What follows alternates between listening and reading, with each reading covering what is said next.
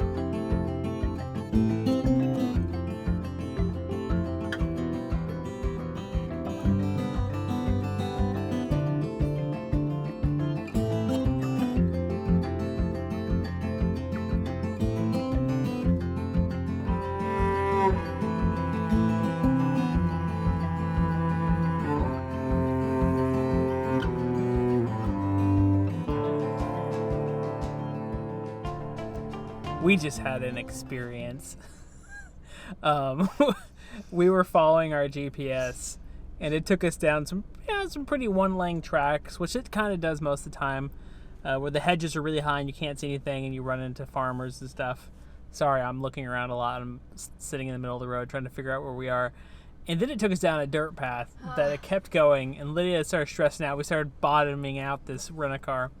And then we get to a part where it says turn right. We turn right and we stop. It's a big red fence. And what did the red fence say, Lydia? Military firing range. Danger. Danger, danger, danger. She's so scared. I was like, get out of here. We have to go now. Like the missiles were going to come over. Or there was a sign that literally said, don't pick up military debris. Something about like possible that it could explode if you... Hard pass. So we've retreated, to use military terms, back the way we went, and now we've turned our phones on to try to figure out a better way to get... God, at least Google Maps is not taking us back to the military firing range. And our TomTom is like, no, it's okay, just keep going, just drive right through, just keep on. Anyways, hopefully the GoPro caught some of the footage, because that was pretty funny. Anyways, we're headed to St. Govan's Chapel. Hopefully. Or a safer route. We may get blown up by military Welsh ordnance. Who knows? I don't know. We're going to see what happens. Fun fact, we've arrived, and you do drive through a firing range. Yep. At least this one was not a locked gate that was like danger, turn around. This one was just a bunch of giant signs that said, do not enter if red flags are flying or if the red lights are flashing. And then a bunch of signs saying, for the love of God, don't pick up military debris lest it explode. And so we drove on that road for a little while. Lydia was a little nervous. And then we started seeing people coming, so it felt a little bit better.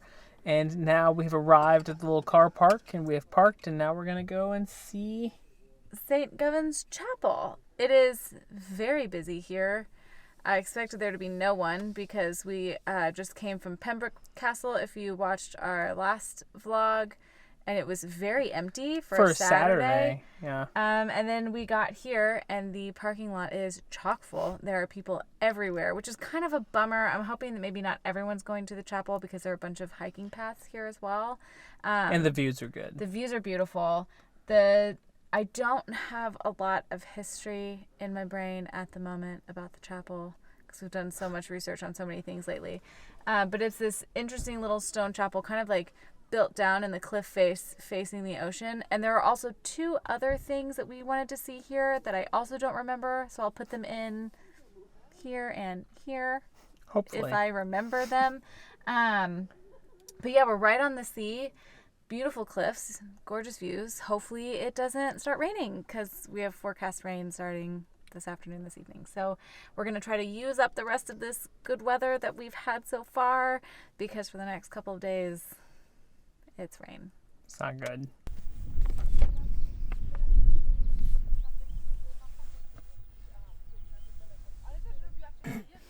I thought this was going to be a leaflet about the stuff to see around here. But it's about the military firing range.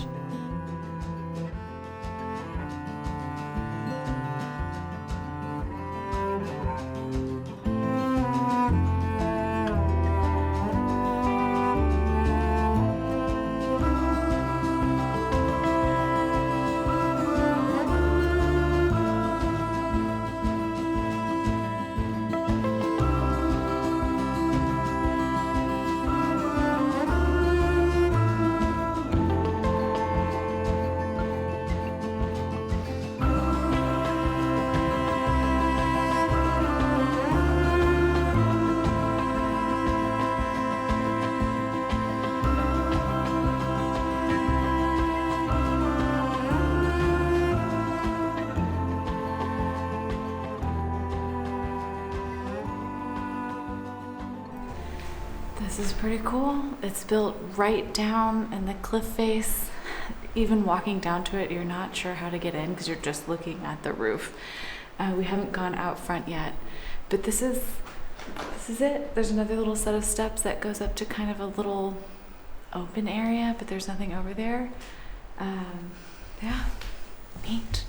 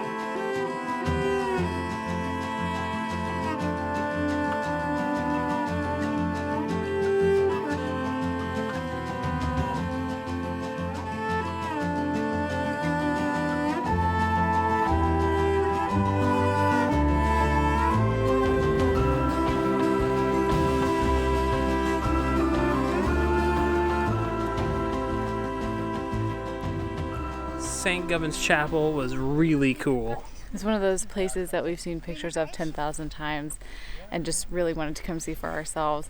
I wish that I'd have remembered more information about it, but since I didn't, future Lydia will pop in now to give you some. So legend has it that in the 5th or 6th century, St. Govan was trying to escape from pirates, and a cleft in the rock wall opened up for him to hide in, and then that's where he decided to stay and worship. Then his followers built the chapel in the 13th century, although that location could be traced back to the 6th century of people that have come to worship there. So it's a little bit of history on the chapel. There were a couple of other things in the area, like I mentioned earlier, that we wanted to see that I can't remember, but I'm pretty sure they're in this direction. So we're just going to go for a cliffside walk and see if we can find some cool stuff to see.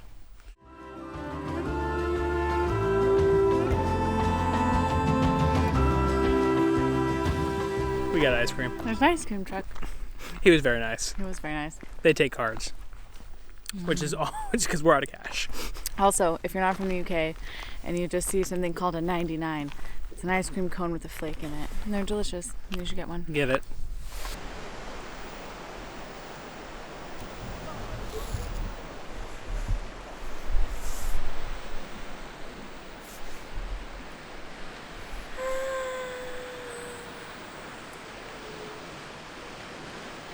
I don't know if I'd do that. It looks really scary. Just hold his hand out and slightly touch you. Do not. I know I'm like 5 feet from the edge, but I swear to God. That is Church Rock, which is another one of the cool things that we wanted to see out here.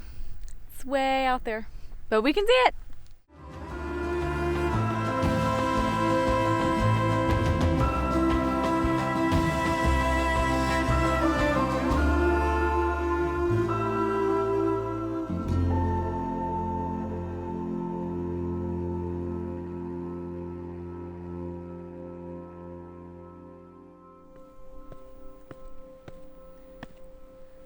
There's all sorts of bunkers and things around as well, so I'm sure that that's got something to do with the military stuff. The other thing that we wanted to see while we were here is called the Green Bridge. It's back that way. Maps says there's an 11-minute walk. Hopefully we can find a real pathway through the firing range to go see it.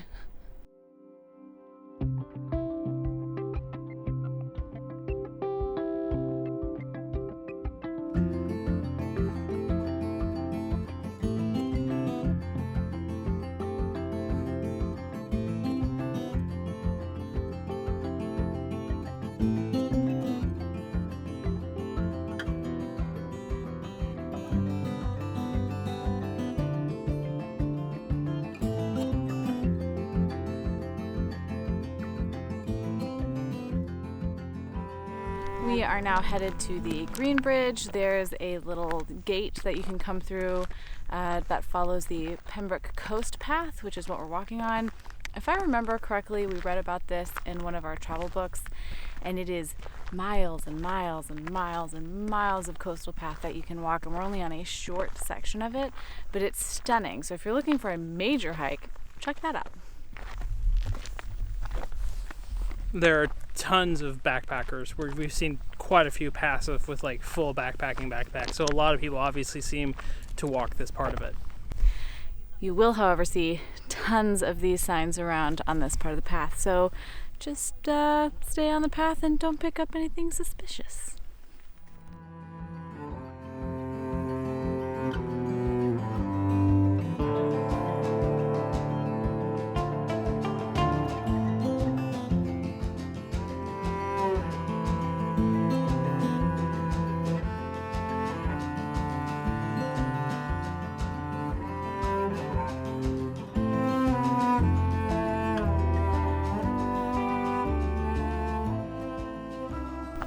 Not sure if that's the wisest choice. Google Maps is full of lies. Said it was an 11-minute walk. We've been walking for at least 20. We are nowhere near there yet. But we're just going to keep going until maybe we can kind of get a peek of it in the distance.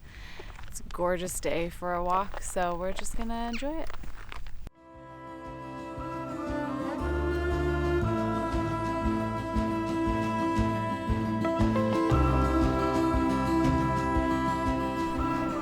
You can't see it, but we can. We finally spotted it. It is way over there. We're not going to walk all the way over there. That would easily take us another hour. I really have to pee.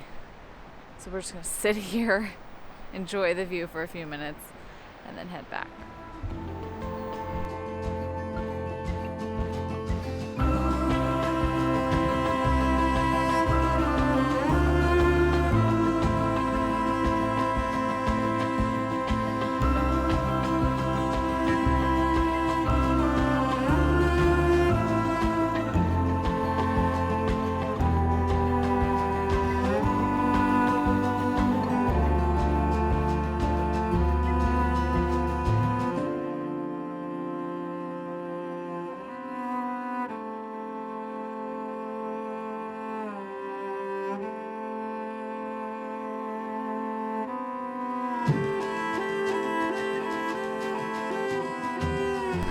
Also, we finally made it back to the Gar, so I'm assuming we're just going to go back to our Airbnb for the night. Who knows, maybe we'll find some food or just go crash.